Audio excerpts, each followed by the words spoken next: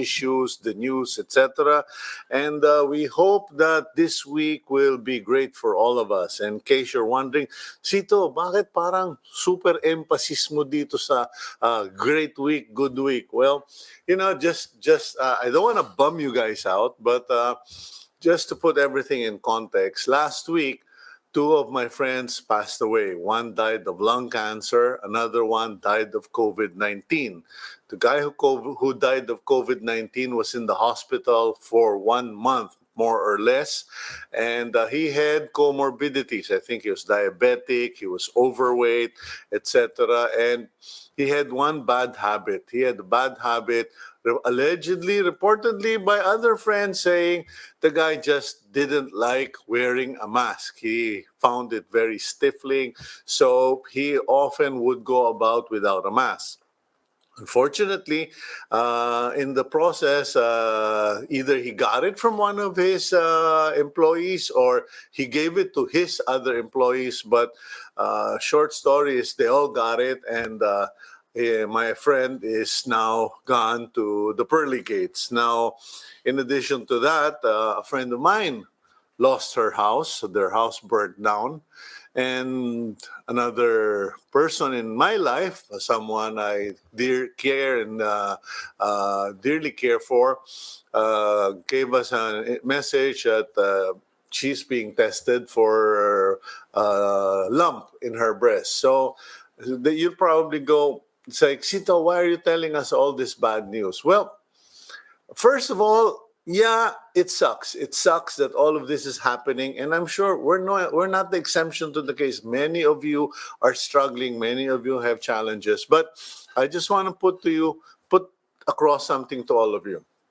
In spite of it all, the show goes on, the work continues, we fight, we struggle, we battle, because God Almighty is in control, is in charge. Let's put the facts in front of us, but also let's have the faith in front of us. Because I just felt led that I should encourage, if I can encourage at least one of you to stay strong in the fight, we will win this. And it may have been a bad week last week. Let's all look forward. Let's all declare it's going to be a better week this week, because last 2 weeks has been hell because of typhoons, etc., etc.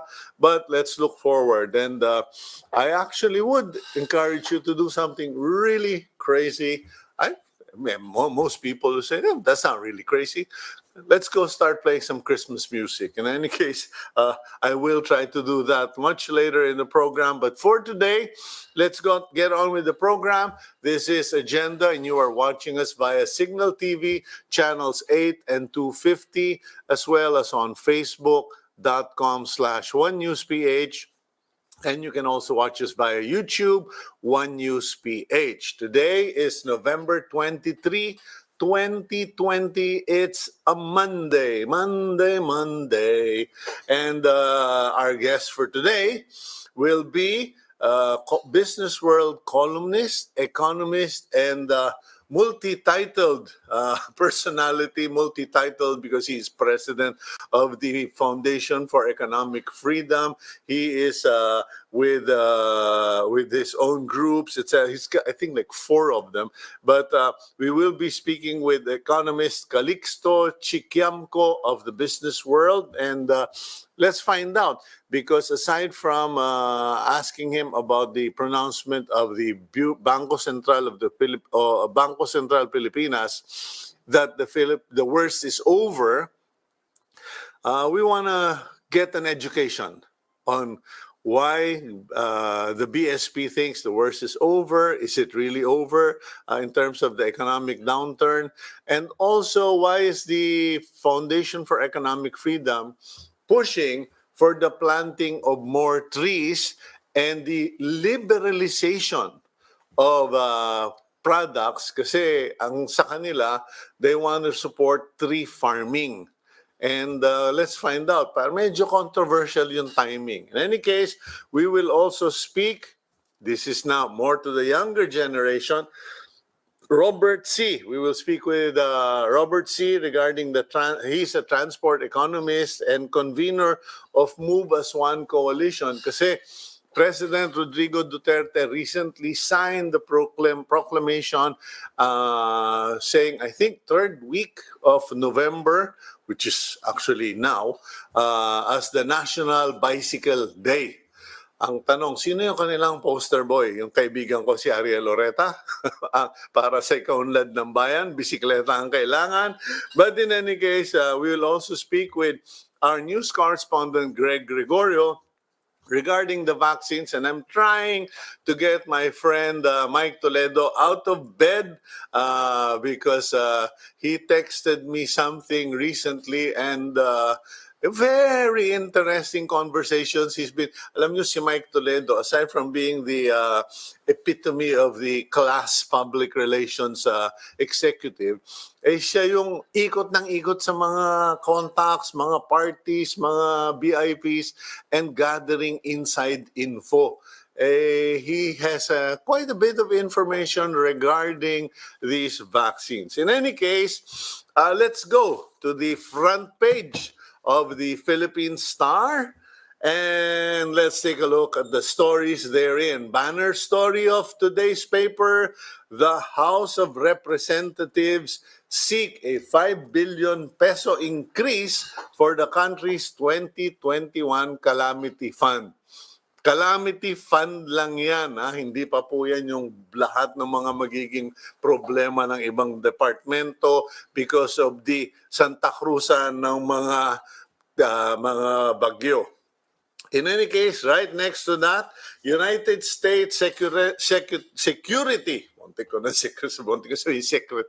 Security Advisor Robert O'Brien will meet with Foreign Affairs Secretary Teddy Boy Locsin to discuss regional security cooperation. Hindi ko pa nababasa yon, pero I don't know if he is the incoming, outgoing, or perpetual security advisor in the State Department. Kasi up to now, wala pang transition. Hindi pa makapaglipat bahay si Donald Trump. Ayaw pang maglipat bahay in terms of transition. Because normally by this time, the transition team of President-elect Joe Biden should already be sitting down with the team of Donald Trump to kind of get things together. Okay, what's there? What are the programs? How do we do transition? How do we align, etc. Eh mukhang ayaw pa ng the Donald. Okay. In any case, let's find out what will happen to that meeting. Further down at the further on at the top of the page, the Bureau of Immigration is now allowing foreigners traveling into the Philippines for business and investment. So, makakapasok na po lahat ng mga foreigner, banyaga, who have business to attend to in the Philippines or who are investing in the Philippines. So presumably, either there is ewan ko, hindi ko pa alam, we'll find out. Maybe Gab and the team can find out, Dijo and everyone. Oh, by the way, our continuing condolences go to Arvic Tolentino, one of our team members. His father passed away, and I don't know if I already announced it on air. Tapos na po, no? Nakalipas na. Pero hindi namin nabanggit sa programa, na as a team, we just condole with you, Arvic. In any case, we hope to get clarification from the Bureau of Immigration regarding that matter. Kasi may mga nagtatanong din, pera-pera lang ba, negosyo-negosyo lang ba ang interest ng Pilipinas para papasukin ng foreigners, or when will the country open up more to other types of foreigners? Kasi may mga foreigners na mga missionaries, for instance, mga foreigners na, well, tourist for that matter. Anyway, meron kasi may mga tourist pong malakasan loob. In any case, so we will make abang that story. Okay, there in the top of the newspaper, you will see the photos of the gigantes. Diba? Ito po ay giant paper mache Gigantes Festival sa Angono, Rizal. Kahit kahit ano pang gawin mo, COVID, hindi mo kami matitigilan, sabi ng mga tiga-Angono, Rizal. Okay. And then we also see the headlines that says, government has included beef and vegetables in its suggested retail price list following the recent typhoons that hit the country. Kasi malamang at malamang tataas o magkakahirapan makakuha ng gulay, makakuha ng baka, ng kalabaw. Sinasabihan ko na po kayo, no? Marami kasi sa atin, you want to believe that you're eating corned beef. No, you're not eating corned beef. You are eating beef maybe, but most likely it's cara beef. But then again, same, di ba? Both have horns, 4 legs, eat grass. So, beef pa rin daw. Okay, papatawa lang. Pinapatawa ko lang kayo kasi Lunes na Lunes, matuwa naman tayo, no? Hear it. In any case, at the lower half of the page, the Commission on Population, or POPCOM, says family planning should also be part of the pandemic response for families. At mukhang nakaligtaan ng aking magiting na EP, hindi niya nabanggit itong picture nitong Belenismo. Pakiangat nyo na lang ng konti, Gab. Ewan ko kung may babalik ninyo yung picture ng Belenismo. But it seems that all over, everyone's starting. There's Coca-Cola putting up the symbolic parole, lighting up sari-sari stores nationwide. And then yung Belenismo dyan sa Tarlac. Kasi dyan po sa Tarlac, taon-taon, they have a festival called Belenismo where every town there, right, middle, bottom, every town participates, or almost every town and city in the province of Tarlac participates in the festival called Belenismo. Kanya-kanyang kumpuni yan. Build your own, make your own, LGU by LGU. And mind you, ladies and gentlemen, doon po sa mga tiga Region 2, Region NCR, etc. Kung makakalabas kayo at mamamasyal, medyo pasyalan ninyo. Kanya nga lang, baka mas maganda kung mag-overnight kayo sa somewhere in Tarlac para maikot ninyo. But coordinate with the Tarlac City. Meron silang center dyan. In any case, let's go, and finally at the bottom of the newspaper, we have the COVID-19 tally of Philippine cases, confirmed 1,968, and deaths namatay po over the weekend 43, recoveries 10,957. In any case, last story, ayun po, RSA apologizes for Skyway mishap. May nangyari po kasing aksidente over the last Saturday, about 8:45 yata, or somewhere around that time in the morning. Naglo-load yung isang crane ng, I think it's EEI, engineering something firm. Naglo-load yung crane ng isang girder, tumagilid. And unfortunately, this thing happens. It's just humangin, magkamali yung kabilya, babaliktad at babaliktad dyan.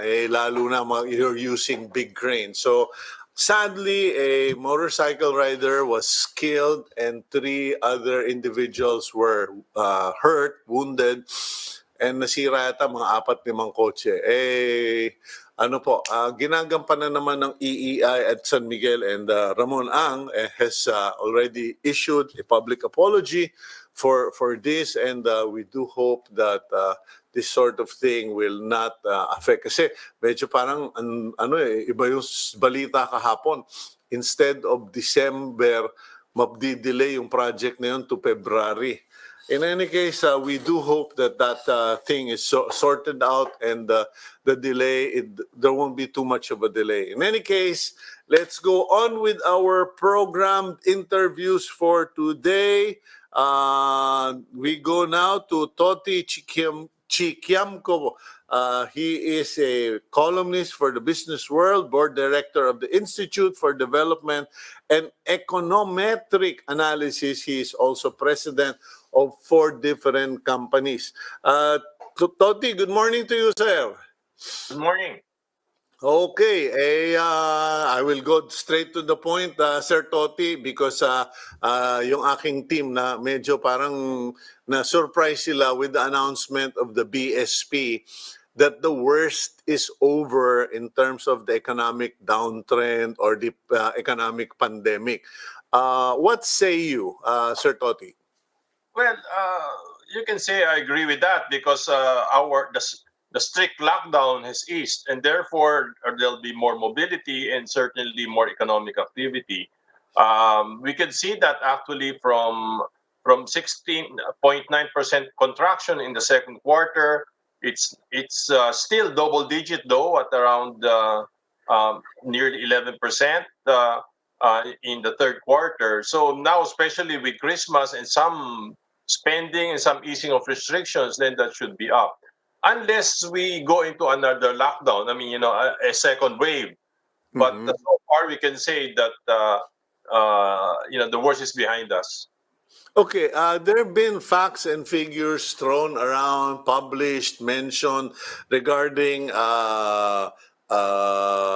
overseas mga padala ng mga OFW, and then that outflow of direct investments is kind of tempered down. What's our situation in terms of, para doon sa mga hindi masyado nakakaintindi, no? May pumapasok pa bang pera, investment, padala ng mga OFW? Malaki bang tulong ito or talagang magsasagwan tayong pataas ng ilog?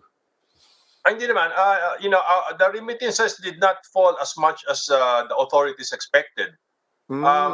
Perhaps the reason for that is that in some countries there have been generous financial support programs, di ba? Like the US, they gave them some kind of payroll protection, that kind of thing. So I think in some countries in Europe that has been the case. So that's one reason I think that remittances have not gone down as much as expected.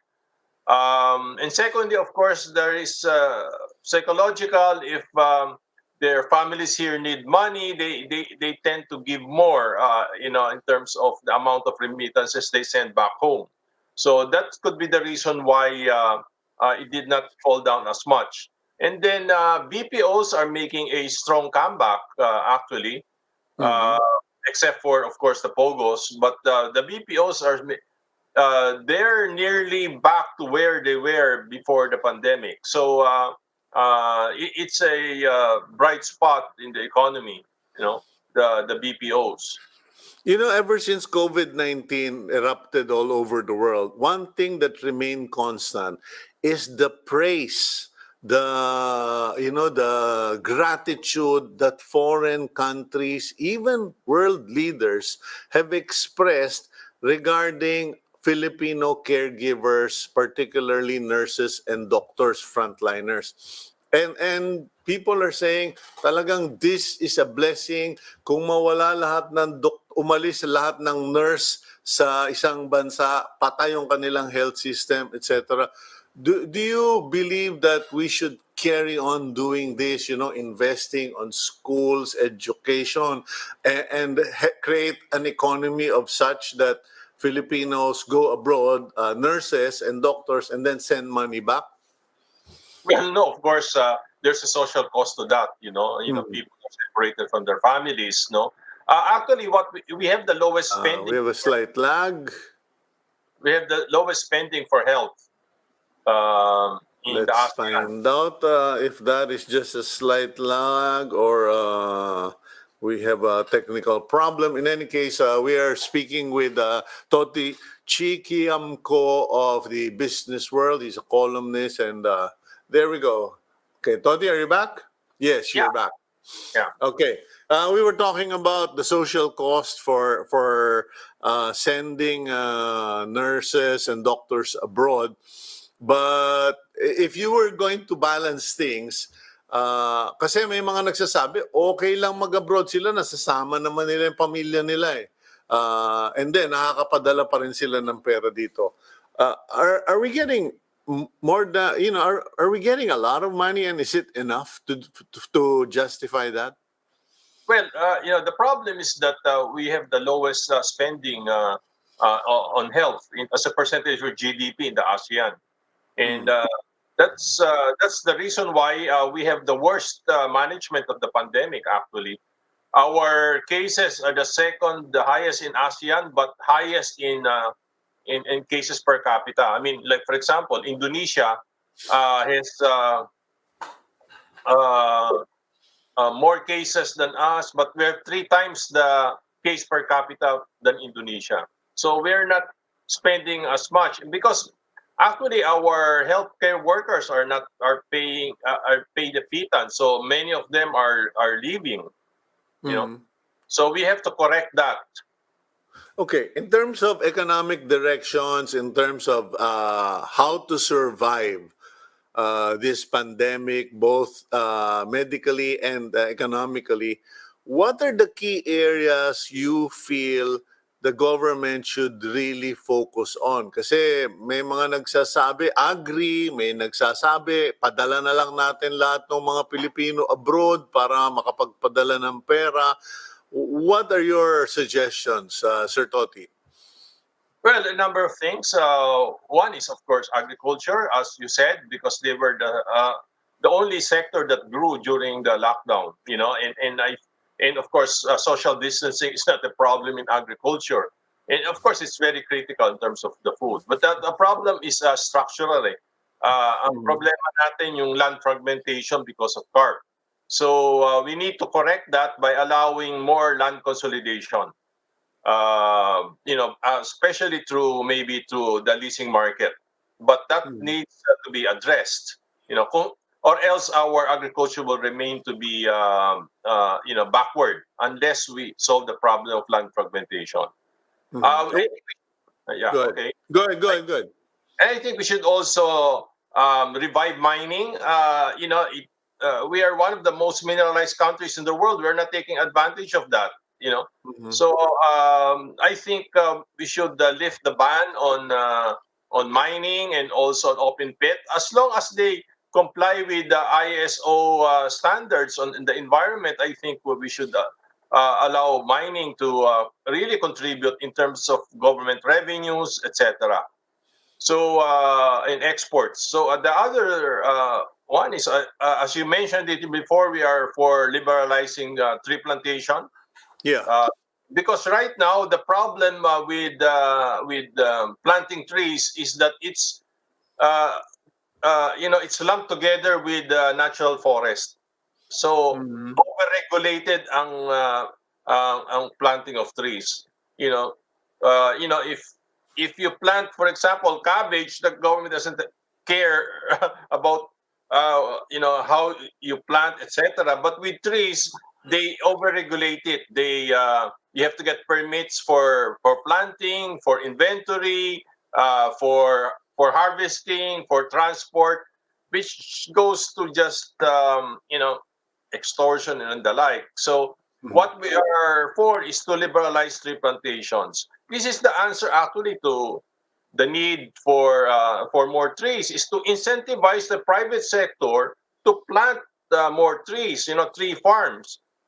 Instead of actually right now, I think the OTR is requiring that if you got a PUV license, you have to plant a tree. Isa lang yun. What we need is, plantation forests. Like in for example, Finland, 70% of the forests there are privately owned. So why can't we have that here? Right now, we're importing almost 80% of our wood needs from abroad. So whereas before we used to export logs and lumber. Well, when you first came out with that statement, I got the email on my thread. And I have to be honest, Toti, no, I have to be honest. My initial reaction was, napaka-tapang naman itong FEF mag-suggest nito. in the time of Ulysses, in the time of that flooding in Ilagan, etc., etc. And it brought to mind, brought back memories of, of tree planting during the Marcos era,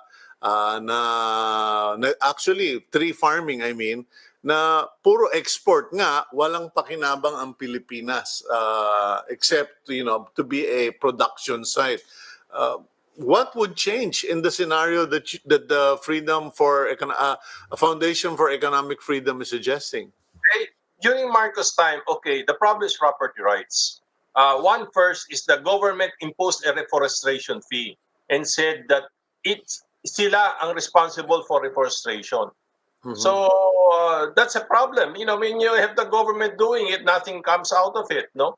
Whereas, it's in the incentive of the private sector to grow the trees kasi yun ang inventory nila, hindi ba? The problem also was in certain they were giving about 5-year permits.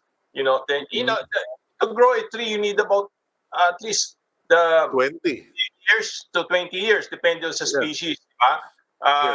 Fastest growing is about 10 years. So you need to have a long-term perspective. Kung bibigyan ka na ng 5 years, you have uncertainty. So why will you invest in planting a tree pagkatapos di ka naman re-renew yung permit? So it's a question of property rights, uncertain property rights. That's why that happened before. Nagkaroon na extraction, etc. But now it's the incentive of the private sector to grow a tree because it can be profitable. You create tree farms. The problem is that when the government lumped private plantations together with natural forest, nagkaroon ng total lagban, hindi ba? Sa panahon ni Pinoy. So sinama lahat, hindi lang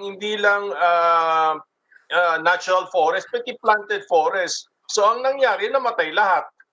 Mga wood processing plants they're very uncertain, etc. Nagsarahan.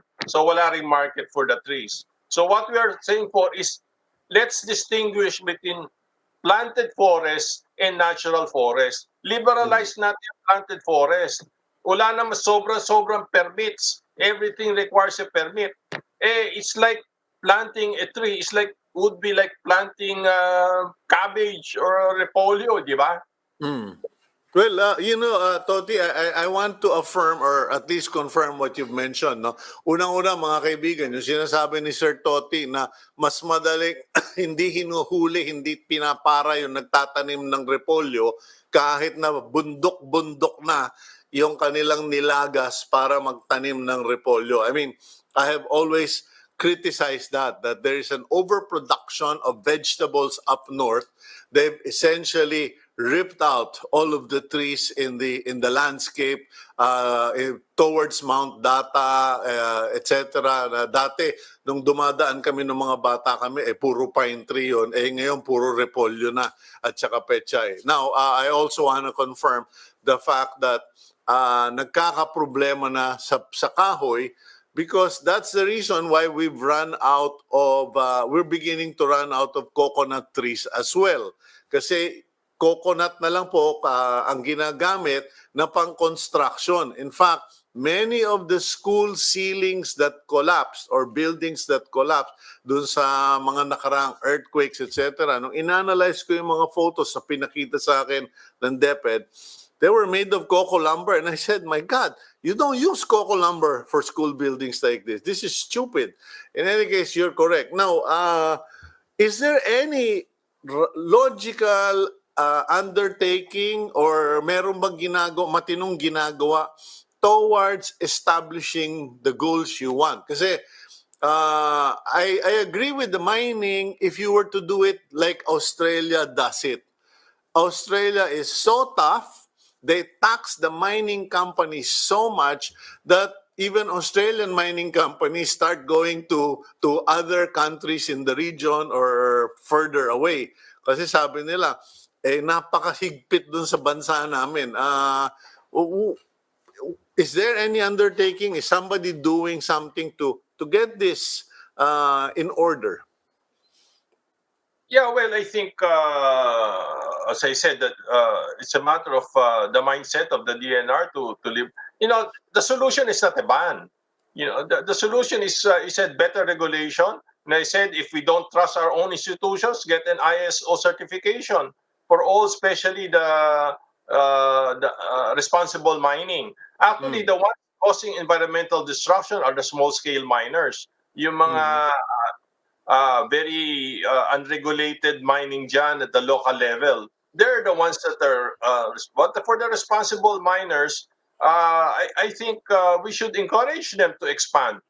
Sayang, there's a lot of wealth in our country, and in like for Australia, we could become rich through mineral extraction, generate dollars and employment in the countryside.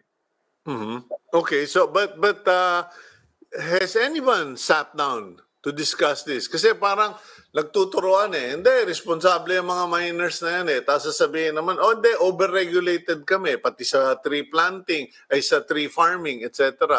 Uh, in fact, I was wondering about this. I don't know if you drive to Tagaytay, but yung dating mga carving, mga wood products na nakikita natin sa Baguio, they're all in Tagaytay. And now you can openly see slab of wood na, 6 by 20 feet. And sabi ko, akala ko ba may lagban? Eh bakit ang daming puno? Yeah. Well, the problem is the government sees itself as to police it. In fact, the government had its own tree planting program, which is I think 12 billion. It was a failure. The COA said it failed. You know, we should rely on the private sector to do the production, even the policing. If you have a private tree plantation, you will police the forest because you own it. And if Mhm. you want to preserve it, yeah, the government doesn't have that enough people or incentive to do it. So that's why let's rely on the profit motive to be able to do control this rampant tree cutting, etc. Yan ang tinatawag nila tragedy of the commons eh. Pagka it's publicly owned, nobody cares. So, ayun. Ang nangyayari, they convert it into to farms. I think sinabi rin ni Kwan yun eh, ni Presidente Duterte, no? Mm. Kaingeros who cut the trees and turn that into to Charcoal. yeah, yan ang nangyayari. But if there is a private capitalist who has the farm, he will police it, isn't it? Mhm. That's a natural consequence. And he will keep on replanting because that's the source of his raw materials. Okay. Well, Toti, last question ko na lang. So, what needs to be done at the moment para masiguro natin na hindi na tayo mag-contract? Can we actually control the economic situation? Is there something that the economic managers can do, President Duterte can do, or the people? What can we all do to make sure that the economy does not contract anymore, but rather starts to grow? Eh, we need a smart management of the pandemic. The problem with lockdowns is it exacts a very high cost on the economy. So what you need to do is really to ease up on those restrictions, but do it smartly with all the social distancing guidelines, masking, etc. In the same time, what the public health authorities call the three T's: testing, treatment, tracing, and treatment. I think especially on the tracing part, nagkukulang pa tayo no? Hmm. Uh, Testing, there has been a significant improvement, especially by the private sector, but still it needs to be ramped up more. We can't rely on the vaccines. It's according to Secretary Galvez, it might be the end of next year or even 2022, and we don't. There are a lot of unknowns because the vaccines have developed. require refrigeration at minus 40 degrees, and you need 2 shots. How can you do that in an archipelago? So it's going to be a logistical challenge. In the meantime, we have to just you know do health prevention. Do disease prevention by following health guidelines, and at the same time doing that testing, tracing, and treatment. Parang anon, kung sakaling may lockdown, smart, very localized, identifiable localities lang, rather than the whole of Luzon. Okay, well, I'll leave it at that, Toti, and thank you for your insights. And I'm sure this will not be the last of our conversations on agenda, because we really need to revive certain industries, and the industries or the problems you mentioned are problems that no one seems to want to address properly. Yung sinasabi mong land reform, integration, etc. Matagal ng problema yan. And then for tree farms and also for mining. And if you put together all three, that's going to be a lot of money and a lot of jobs, but it has to be done properly. And I hope you guys, especially in your group, can find people to really come together and devote themselves to that goal. Thank you very much, Toti. Maraming salamat din. Thank you. Okay, that's Toti Chikiamco of BusinessWorld, and also for Foundation for Economic Freedom. Medyo nalilito lang ako kasi may maraming pumuputok dito sa aking telepono. Okay, we'll go for a quick break. When we return, let's go to Greg Gregorio for our update regarding this COVID cases, and we will find out more as things progress. We'll be right back here on Agenda.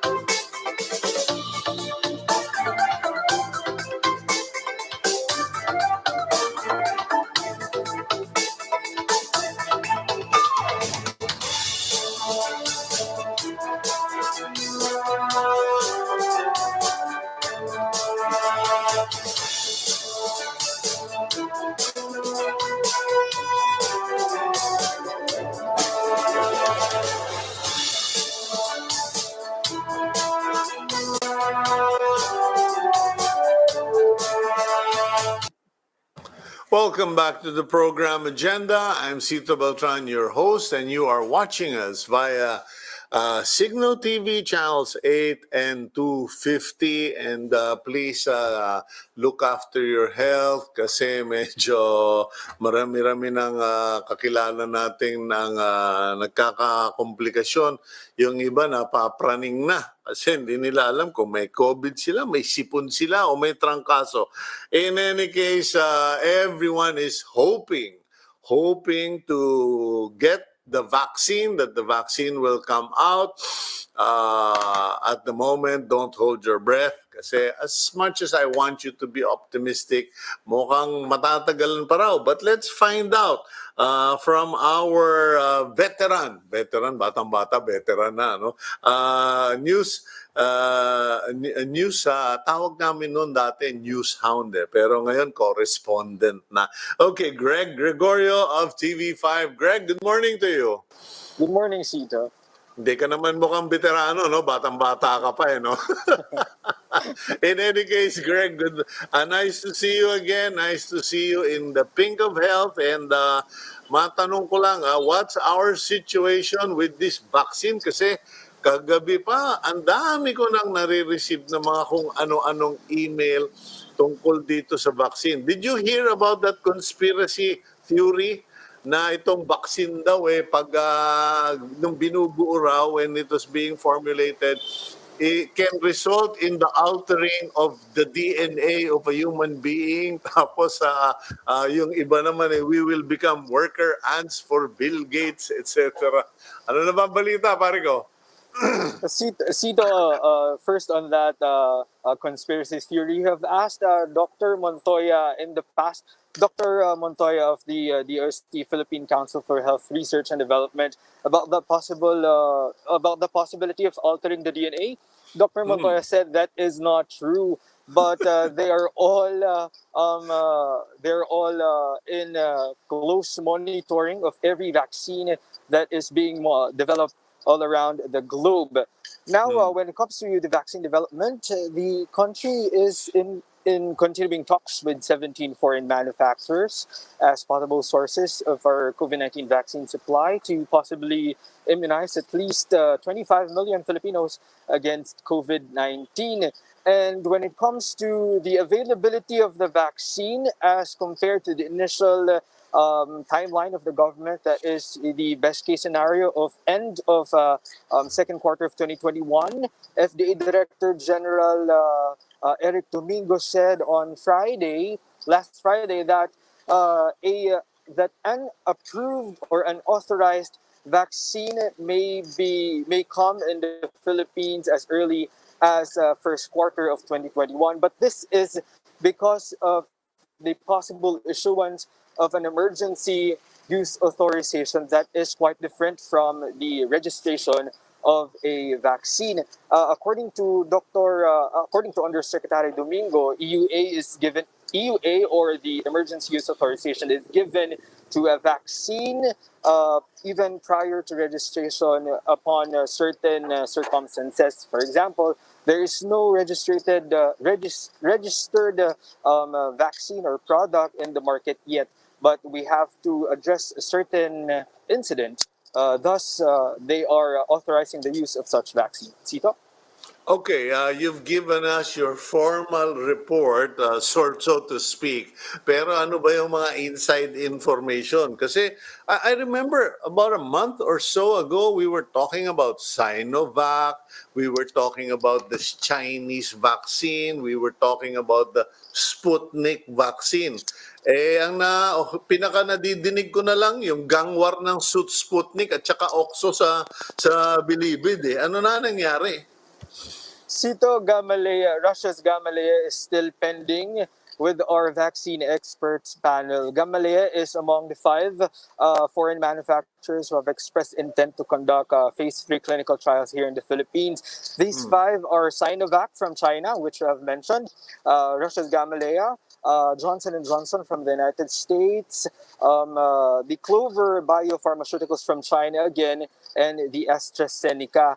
But from these 5, only Sinovac has secured an endorsement from the vaccine experts panel yet, although they are still pending with the Ethics Review Board as well as the FDA. The others are still pending also. Cito? Okay, I understand the need for prudence, for vigilance, and to be medically correct regarding these vaccines. But some corners would say, bakit pa tayo nag-aaksaya ng panahon? Ginawa naman yan to sa ibang bansa. It is being done in other countries who have far better technology, equipment, and personnel or experts to do the same. Parang we are simply repeating a tedious process that at the end will only confirm what the real experts already know. I'm just airing the point. I'm not making an opinion here.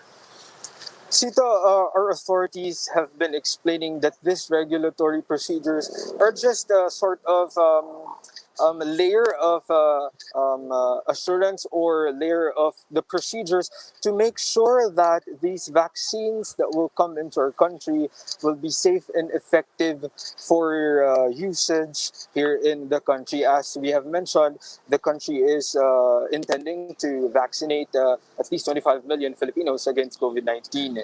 Sito? Yeah.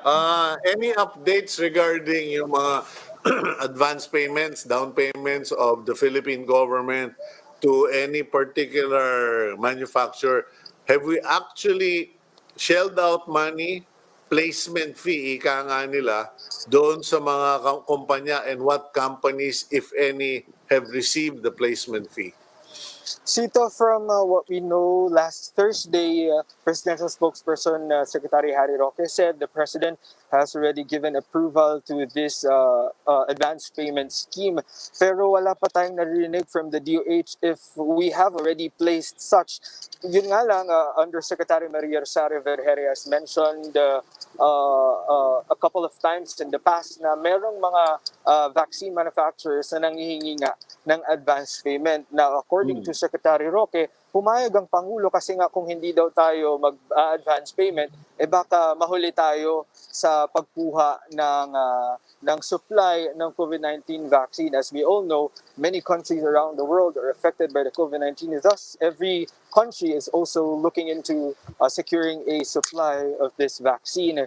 Nabanggit din ni Secretary Carlito Galvez in the past na may guidance daw from the COA na pwede nga itong gawin itong advance payment kahit na meron tayong procurement law saying na bawal magbayad yung bansa ng mga products na hindi pa na-deliver. Yun nga nabigyan na ito ng approval daw ni Pangulo. Sito? Okay, well, I'll leave it at that, Greg, kasi ang dami ko pa sanang tatanong. Kanya lang, baka maipit ka dahil alam ko yung nagiging policy ngayon, parang no comment regarding, like for instance, yung presyo ng COVID testing, yung presyo ng vaccine na yan. Kasi, okay, the government will buy its vaccine, will buy the vaccine. Will they share, sell some to the private sector, or yung private sector dito sa Pilipinas, bahala kayo? Because you're saying 26 million lang ang babakunahan. Last count, 100 plus million na tayo eh.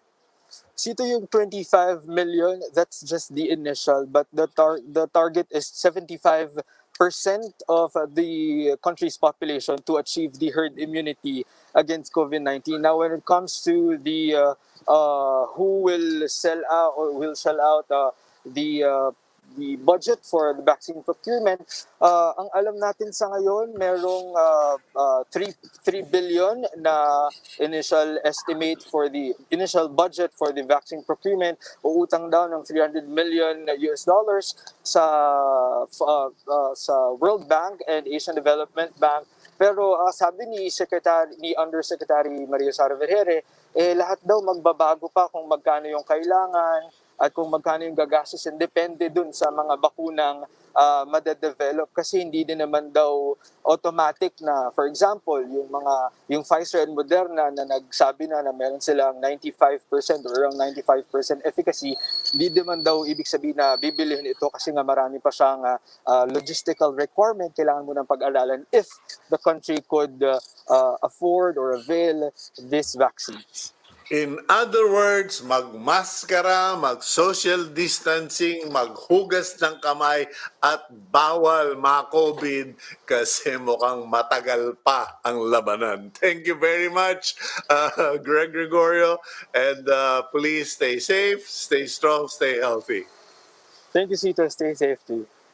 Okay, that's Greg Gregorio. I mean, sorry if I have a smirk in my face, but you know, after all the hoopla regarding this COVID vaccine, etc., ayan, wala pa ring malinaw. There's nothing clear. And nobody's fault. Ganyan talaga ang buhay.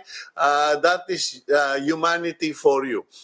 People get sick, companies invest in the research, but because it's global, companies need ROI kasi ang laki ng research and production requirement.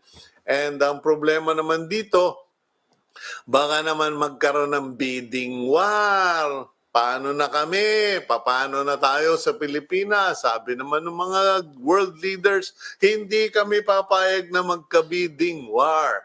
So, well, nothing is sure. Sabi nga raw ni Yusek Berhere, pwede pang magbago, pwedeng malaman ng presyo, etc. And then, once we get the sure a guarantee of the delivery of the vaccines, meron pa tayong problemahin. Our side, our management and distribution. Kasi po, itong mga vaccine, yung sa Pfizer requires, I think, negative 75 degrees. Yung sa, ano ba yun, yung isa, sabi nila, negative 9 lang sila, etc. Nako, baka yung negative ma-positive pag nagkapalpakan sa handling ng mga bakuna na yan. In any case, I don't want to be the negatron here, but what I'm trying to tell everyone, o sinasabi ko po sa inyo, hanggat wala sa harapan nyo, maskara muna tayo, mag-social distancing, mag-alcohol, mag-QR code sa contact tracing dahil mahirap na yung umaasa sa wala, umasa na lang tayo kay Lord. And we will go for a break, and when we return, we continue with our program agenda.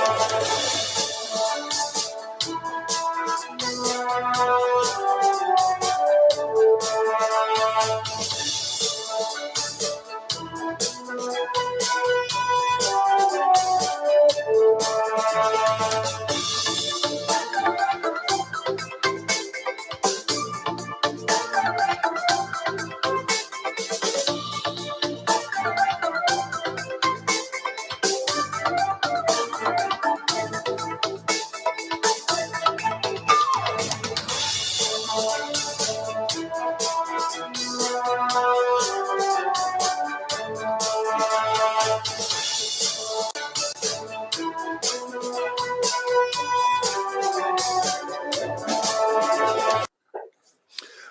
back to the program agenda. I'm Cito Beltran, and you are watching us via Signal TV channels 8 and 250, as well as on Facebook.com/OneNewsPH and on YouTube, One News PH. Okay, alam nyo po, I just want to throw something at our viewers this morning.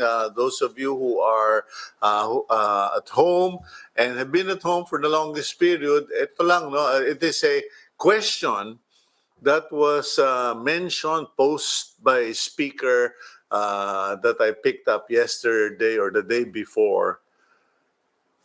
When COVID-19 pandemic is over and done with, assuming it's over and done with by July 31 ba yun?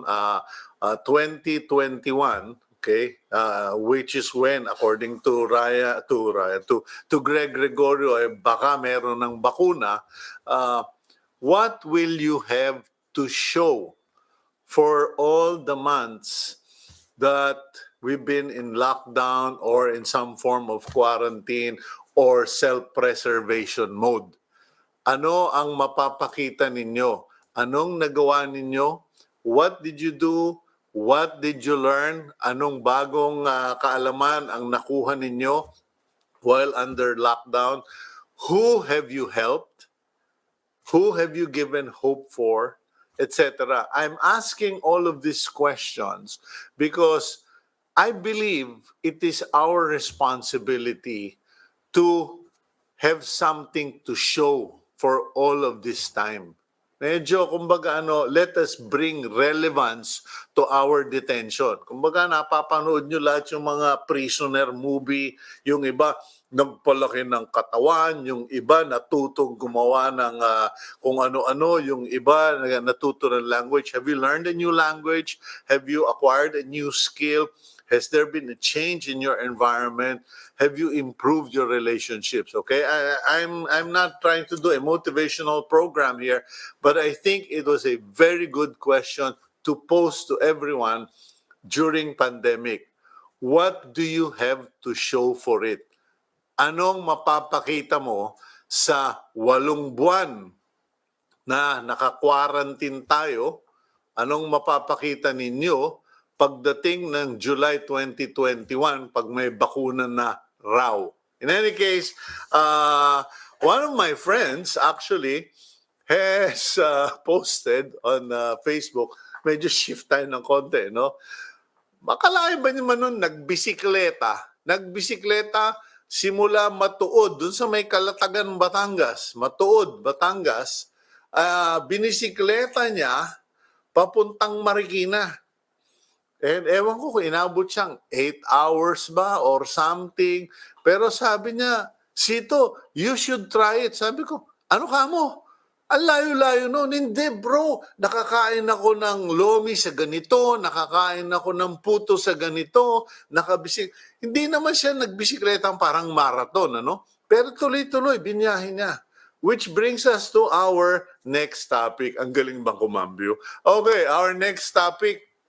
President Rodrigo Duterte has declared the last Sunday of November as National Bicycle Day.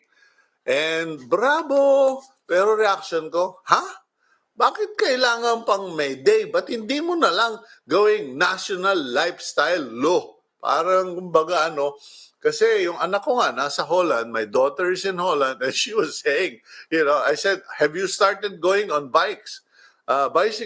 And she said, no, Dad. Why? The bikers in this country are a different bunch. I mean, they have their own laws, their own rule. Kasi doon po sa Holland, sa Netherlands, there's an established bicycle path. And they are king. Hindi po yung may kotse ang hari doon. Doon, makabangga ka, makasagi ka na nakabisikleta, tapos ang araw mo kasi sigurado may kaso ka. Because it is already part of the national, sandali lang, Gabriel, it is already part of the national way of life. Okay, so in any case, let's now go to our next interview. He is the transport economist and convener Move as One Coalition. The city and regional planner. He is also a sustainable mobility advocate. Si Robert C. Robert, good morning to you. Hey, good morning, Cito. Good to see you again. Kumusta? Okay lang. O ano, masaya na ba kayo na meron kayong isang Sunday for National Bicycle Day? You know, Para sa- it's of course Oh. it's symbolic, but yun na nga, if you ask me, one of the great things that has come out of COVID-19 is that people are now looking at cycling as really a viable mode of transport. Not just a nice to have, but almost today a necessity. We have to go to that objective. And you know, Sito, maganda rin yung binanggit mo na yung Holland, you know. It used to be 60 years ago, 50 years ago, parang Manila rin yan in terms of the number of cars on the road. It hardly had any bicycles. You know, if you ask people in the Netherlands, what was it like 50 years ago? But they transformed their country into one that is the most bicycle friendly in the world. So I think that's where we need to go as a planet, as a country, you know, in all our cities. There's great potential for cycling.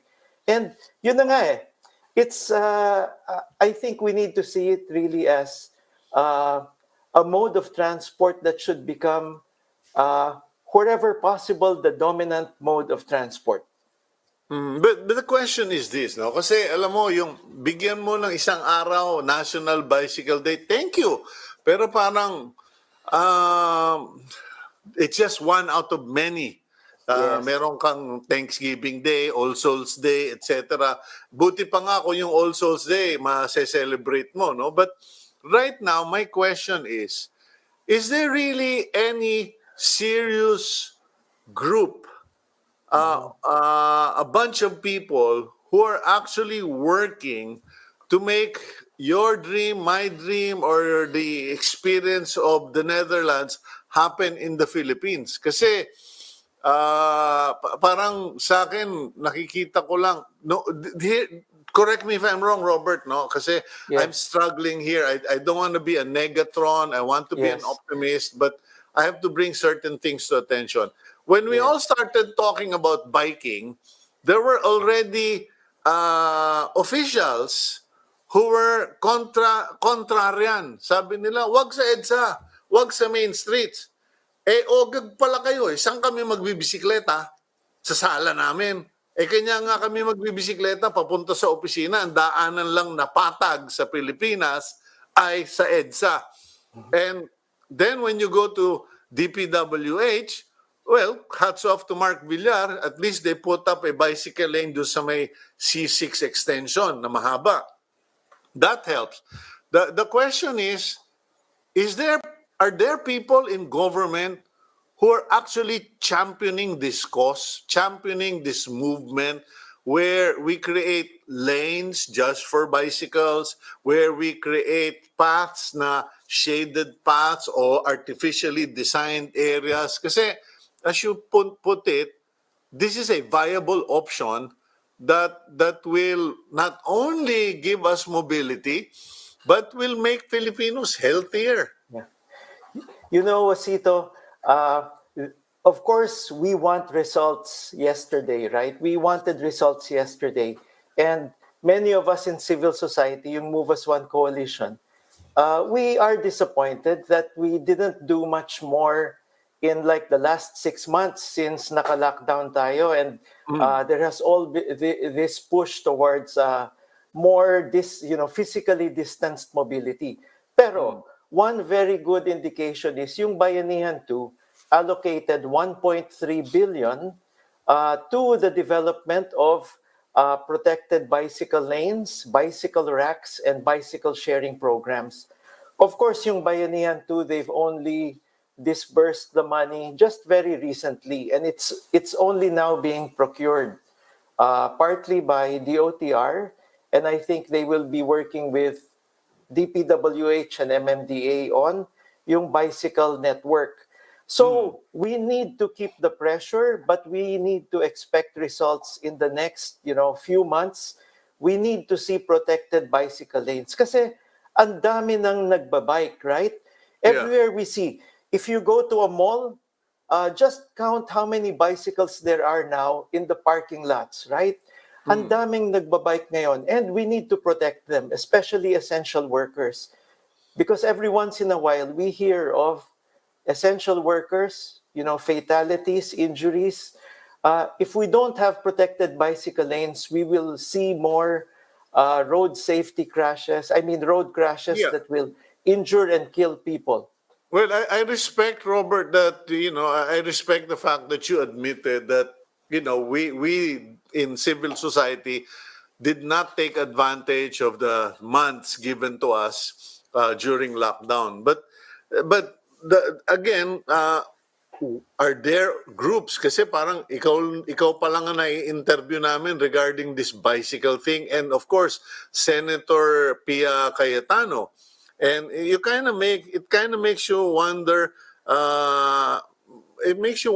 na parang wala ba tayo ibang champions? I know a lot of celebrities. I know former Senator J.V. Ejercito bikes a lot. He goes all over Metro Manila on a bike. Pero parang sa atin lang nagkukulang yung push ba? Parang Yes. ilan lang kayo na nakikita, nadidinig. Yes, well, we have to change that. And I'm really looking towards yung legislators natin and also even our national and local officials to champion this. We already have seen a few mayors say they want to actually bike every day.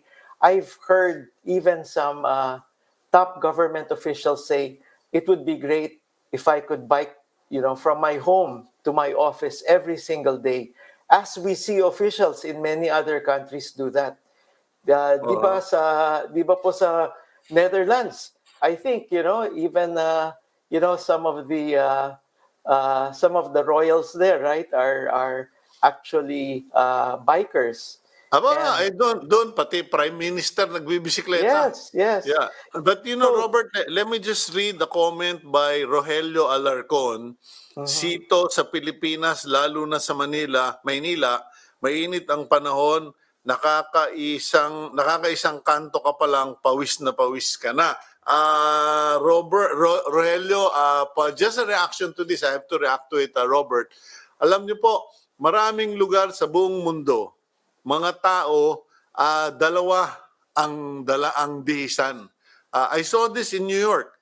During winter, I would be rushing into Manhattan with so many people on the train. Lahat sila naka-sneaker, nagtatakbuhan, naka-rubber shoes. Pagdating doon sa may harapan ng building nila, nagtatanggal ng rubber shoes, naglalagay na ng high heels yung mga kababaihan. Dito sa bisikleta, because alam naman nyo, pusang gala ako, I have seen so many people ride on bikes, then they would, maski na dyan sa TV5, may mga alam akong mga athletes yan, ang gagawin nila, magsha-shower doon sa opisina, magbibihis, game. And that's part of the need. We need for people who are bikers to push for the infrastructure for them. Sabi mo kanina, Robert, yung meron na ngayong mga bike racks. Tsaka sa mga malls, pinapayagan na yung magparada ka ng bisikleta, right? and Cito, we have to go beyond that. Pati na rin yung mga employers natin. We are looking for bicycle-friendly employers. Now, what does that mean? Apart from yung mga bike racks, bike parking, we need to see them, for example, introduce things like yung showers, halimbawa showers, so that people can actually freshen up, dress up, before they start their work. Another possibility is to set up programs so that people can buy bicycles. Yung bicycle loans. Oh. I want to mention si Ramon Ang. He announced the other day na he would actually introduce yung bicycle loan program for all SMC employees. So that's really noteworthy. And we see that also Pasig City government with a employee bike loan program. So that's another example. Tapos yung mga bicycle clubs within the firms and enterprises, it would make a big difference if we had bicycle-friendly employers. Yeah, but are there bicycle clubs that are proactive in educating riders? Kasi, alam mo, the irony about the Philippines is this. We have the longest shoreline in the world, or at least one of the longest, kung pag dugtungin mo lahat ng beach natin. Pero ang daming Pilipino hindi marunong lumangoy. Ang daming It's Pilipinong gala all over. There is, sabi nga nila, there is no nation in the world that there is no Filipino. We're all over the globe. Yes. Pero many of us don't know how to ride a bicycle. And many of those who know how to ride a bicycle don't know the ethics of a biker and the responsibility. Meron bang grupo na alam mo na nag-educate ng ganyan?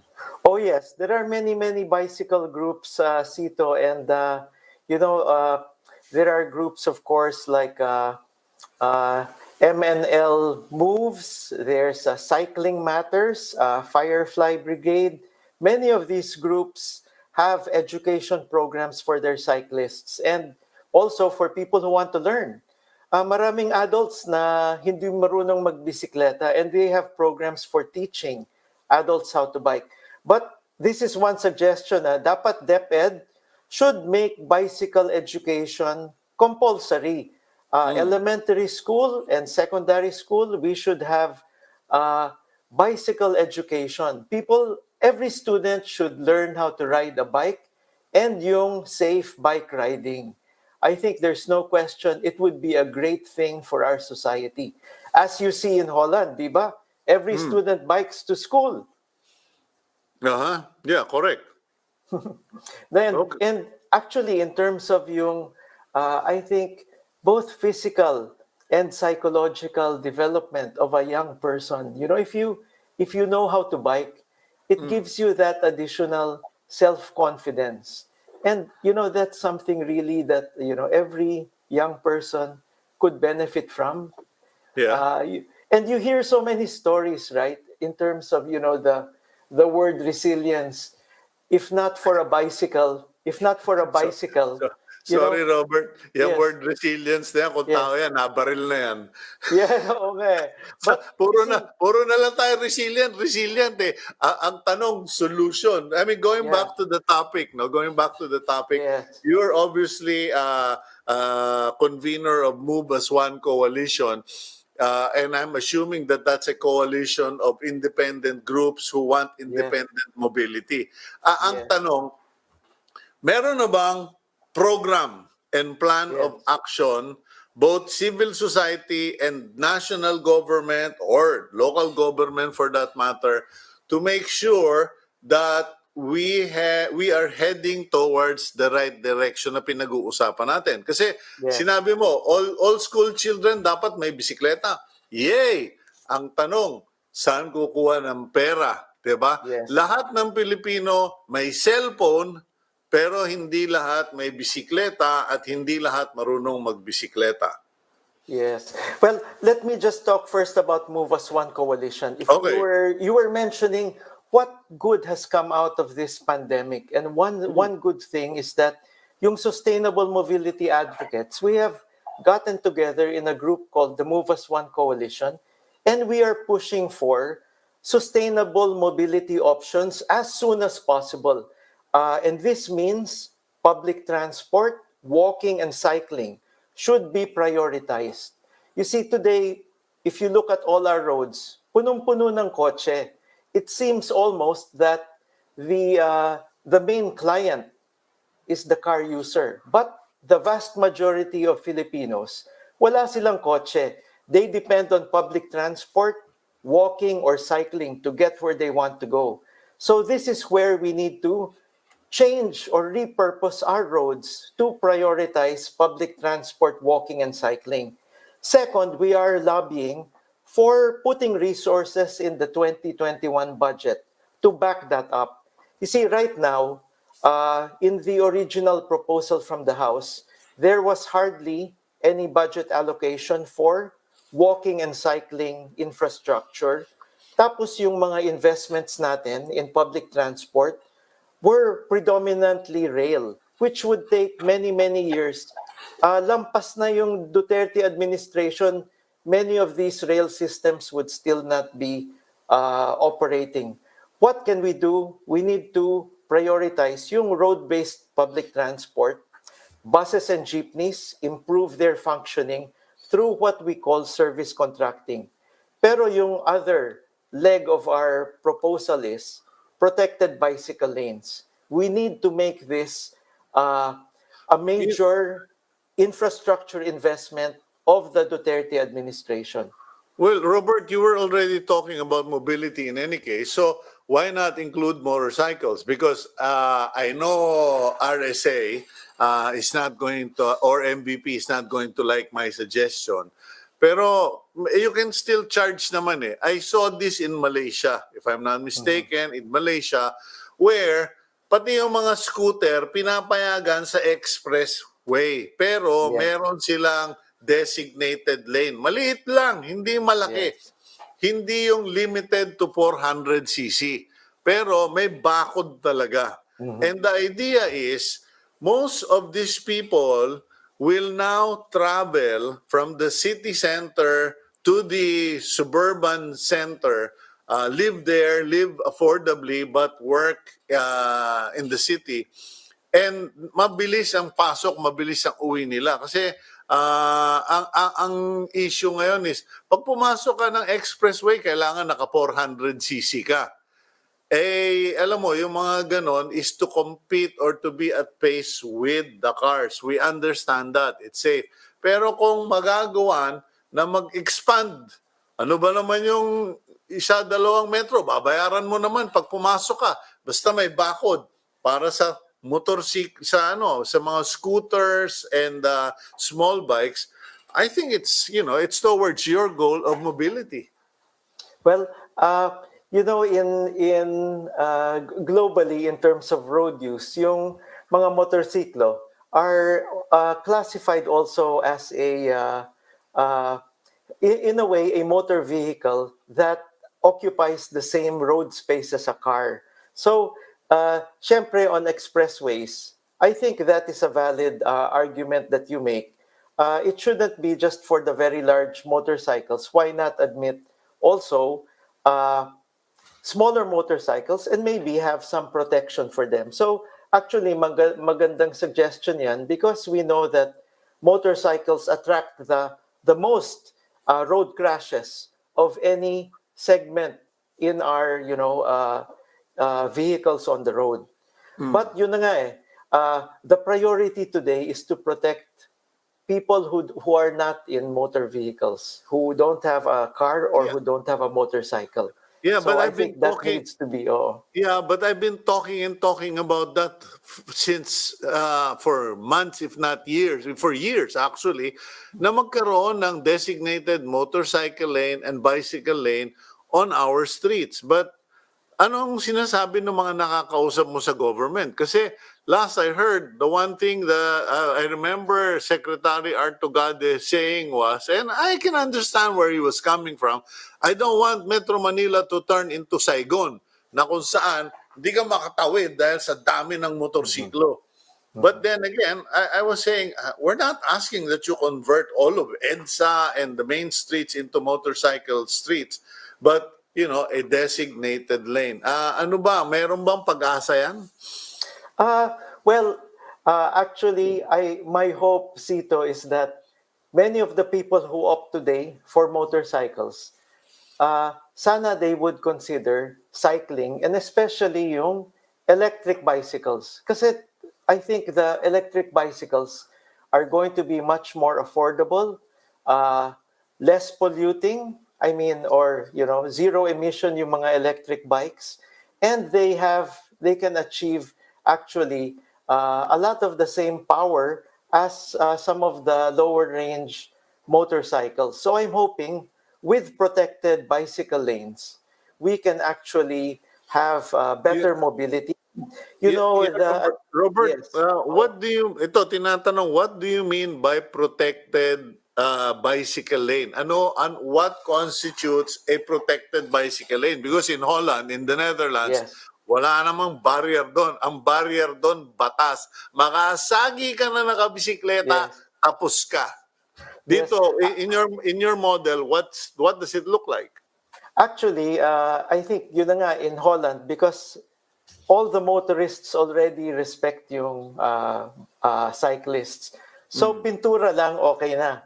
You know, a lot of their bicycle lanes are established mainly by paint. Pero dito, when we mean protected, is either you have some sort of barrier that separates the cars and heavier vehicles and motorcycles and the cyclists.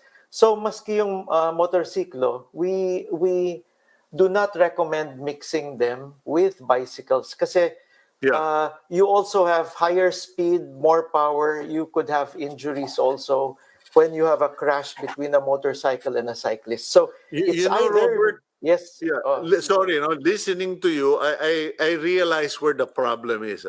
We have engineers, road Mhm. engineers, and the DPWH building roads based on international standards. They're Yes. copying international standards and systems, but Yes. completely forgetting that those international standards are based on an educated system where the citizens have been trained, educated for decades upon decades to know the laws of the road and to abide by the laws of the road. So, yun ang nagiging problema natin. Hindi gagastusan ng gobyerno yung physical barrier na sinasabi mo, yung merong raised concrete o kaya merong fence, etc. Kasi sa kanila, backward yun. Kailangan, pintura lang, alam na. Pero nagkukulang, and I'm shifting to that, public education. But Campaigns. definitely, I think that is most important. And in the past, yung campaigns were focused mainly on educating yung cyclists. How do you avoid an accident? Pero yung, like you say, the cyclists aren't the ones who cause accidents. It's usually heavy motor vehicles that inflict injuries on pedestrians or cyclists. So we need to educate yung mga car users, truck users, bus drivers, you know, all these people in four-wheeled motor vehicles. They need to understand how to navigate when you have a lot of cyclists. And today we are going to have more and more cyclists because of the need for physical distancing. So, magandang solution yung cycling, yung bicycles, and I hope that we can actually put in yung driver education that incorporates, you know, sensitivity to the needs, safety needs of cyclists. Okay, well, any any other plans? What's in the works as far as all of this is concerned? Well, you know, Cito, for me, it's now down to the next few weeks on the budget. We need to actually incorporate as much as possible a budget for these different investments. The best investment today in transport is a protected bicycle lane. It's low cost, it's short gestation, it's highly visible, it will be delivered Yeah, before the end of the Duterte administration. but who's championing this, Robert? Have you been in talks with Pia Cayetano? Do you have Yes, champions in Congress? Kasi alam mo, pagdating sa budget, it is a yes, game of numbers, as they say. At yes, saka kung sino yung pinakamatapang na makikipag-away para sa gusto ninyo. yes. Actually, we can see in the budget today 1.1 trillion sa infrastructure budget that's being proposed. If we only took 5% of that and applied it to things like service contracting, bicycle lanes and improvement in public transport infrastructure. For example, when was the last time we had a national program that improved bus stops or jeepney stops? Yes, Robert, sorry to interrupt, no, because yes, I've worked with so many politicians yes, on an intimate level, and sila mismo magsasabi, pare, isa-isa lang. yes. Ah, Meron ba kayong planong gawin magkaroon ng bike parade? Total, magkakaroon naman ng ano, di ba? National Bicycle Day. May plano ba kayo to do a bike parade to remind the members of Congress we want a dedicated bike lane? Kasi kung magba-bike parade kayo, mananawagan na ako na Yes. maglabasan na lahat ng mga pot-pot bisikleta. Well, definitely, Cito. Philippine Bicycle Day, last Sunday of November, we are asking all cyclists to come out and bike. But you see, that's a Sunday. We are asking cyclists even today. You know, today is a weekday. From today all the way up to Sunday, use your bicycle. Let's show our legislators, our decision makers, policy makers, that the Philippines deserves good infrastructure for cyclists. And you Okay. know, if you have protected bike lanes, the number of cyclists will multiply by 10 times. Today, these people are cycling, you know, even without protected infrastructure. But if we had protected infrastructure, you know, you and I and our children, they would be out there cycling, right? Yeah, well, suggestion ko na lang as a communicator, Robert, lagay nyo na yan sa Facebook, di ba? I-campaign on Facebook. We want our bike lanes and then also stickers and also whatever way that we can remind our friends in Congress and the Senate. Hindi lang si Pia Cayetano, sana meron pang iba, sila Sani Angara, na kahit isa lang, Yeah. mabigay lang natin yung bike lane yan. Because if you have an example of success based on determination and effort, I'm sure you will get your bus stops. I'm sure you will get your service contracting, etc. And by the way, thank you for being there, Robert. I know it's not an easy job. I know it puts you in inconvenient situations, but nonetheless, congratulations for doing your part. Yeah, thanks, Cito. And can we count on you to help us with the public communication side? We can enlist you also in this campaign, hopefully. Okay, we will, and don't worry about that. Agenda is for everyone. Everyone who has an agenda for improving life in the Philippines and for improving people's relationship with God. So we're here for you guys. Thank you, Robert. Thanks so much, Cito. Good luck to Agenda. Thank you. Okay, that's Robert C., Transport Economist and Convener, Move as One Coalition.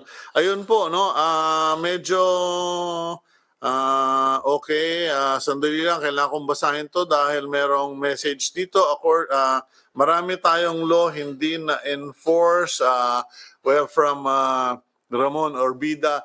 That's it. That's today's agenda, and thank you for joining us today. And don't forget, if you can, magbisikleta po tayo at put on your Facebook, please put on your Facebook, give us protected bike lanes. Thank you very much. I'm Cito Beltran. Have a good and godly day. God bless all of you.